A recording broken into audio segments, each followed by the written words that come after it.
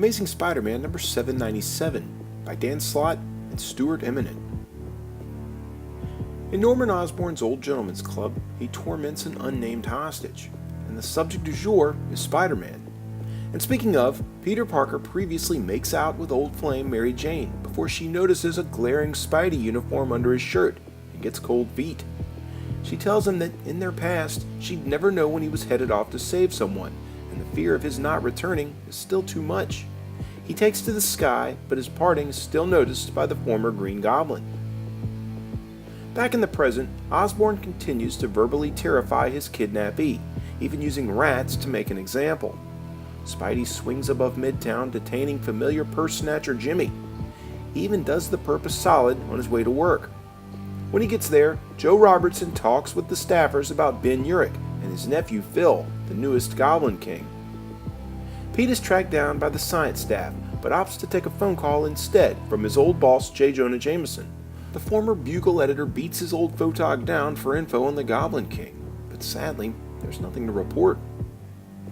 Meanwhile, in the now, Norman Osborn continues to connect the dots between Mary Jane, Alchemax, Liz Lane, Harry Osborn, and Spider-Man.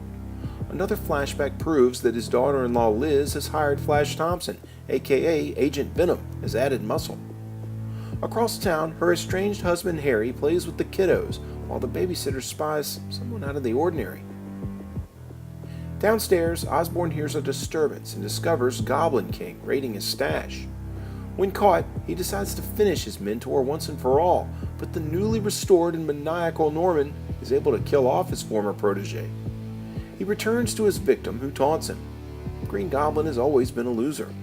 But he lets slip out a tiny clue in the Gwen Stacy affair, and Norman now knows Peter Parker is Spider-Man. It's revealed his victim is J. Jonah himself, who's now spilled the biggest beans ever. What'll happen next? We'll have to wait to find out, as this issue is left to be continued. Fantastic issue, really proving that Dan Slott is revving up on his way to the finale.